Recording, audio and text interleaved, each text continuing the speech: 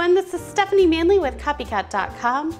I'm going to show you how to make some wonderful country-style pork chops, just like my mom used to make when I was growing up, and I wanted to share this one with you. I have some bone-in pork chops. I really like to use the bone-in because I think they taste a little bit better than just the loin chops. And we're simply going to dredge these pork chops in a seasoned flour mixture, and I have a little bit of cayenne pepper we're going to add in here. We're going to add in a little bit of paprika that gives a nice color. We're also going to add a little bit of garlic salt and a little bit of mustard powder. And for just a little extra punch of garlic, we're going to add a little bit of garlic powder, salt, and pepper. So let me show you how you go ahead and make this seasoned flour. Okay, so I want you to begin with adding about 1/4 teaspoon of cayenne pepper. That gives it a nice little bit of heat.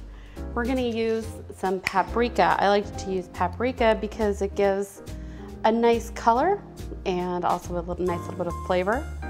So we're going to add about 1/2 teaspoon of paprika. And I have about 2 cups of flour here. It's going to be a little bit too much flour, but that's okay.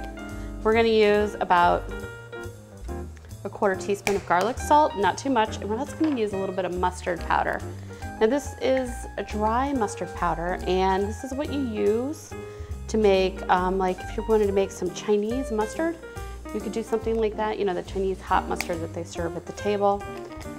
Mustard goes really well with pork. We're going to use about 1/2 teaspoon of garlic powder. I like to use the powder as well as the salt.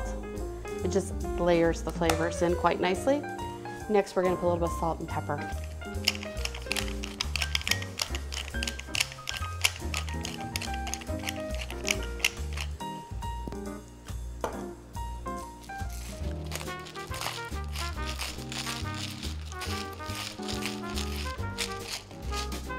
Okay, so we're going to go ahead and heat up a couple tablespoons of shortening here. I like to use shortening to cook pork chops in. I like it better than, like, say, a vegetable oil or something like that. So if you have some Crisco or something, go ahead and use that. We're just going to put that in the pan and let it go ahead and melt. In the meantime, we're going to go ahead and stir together our seasoned flour. And we're just going to lightly dredge these pork chops with the seasoned flour. It smells really good right now.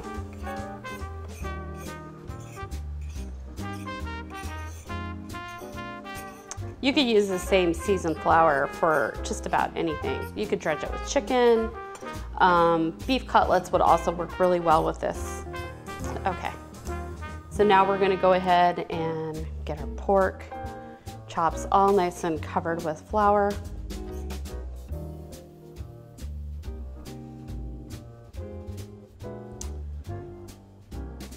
And now we just want to shake off the excess, and we'll put it in our pan in just a moment.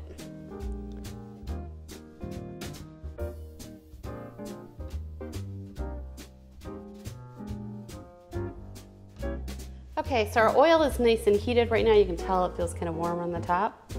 It's just beginning to smoke. So we're just going to put in our pork chops.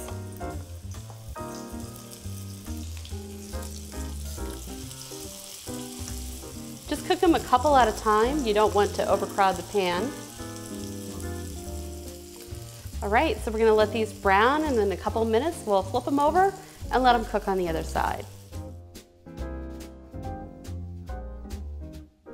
You might be wondering, what should you do with this leftover flour? You should throw it away. You can't use it for anything else since raw meat has touched it.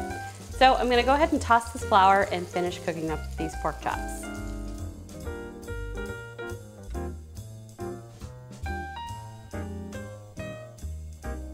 Okay, our pork chops are now done. We cooked them about 3 to 4 minutes on the one side. They're pretty thin, and then we cooked them about 5 minutes on the other side. You can check for doneness by simply taking a knife, cutting into the pork chop, and making sure that it's no longer pink on the inside. But here you go, some quick and easy pork chops. We made these in less than 15 minutes, so there's no reason why you can't have pork chops tonight for dinner. So if you enjoyed this video, please give it a big thumbs up here on YouTube. And be sure to subscribe to this channel so you won't miss a single recipe. Thanks for watching.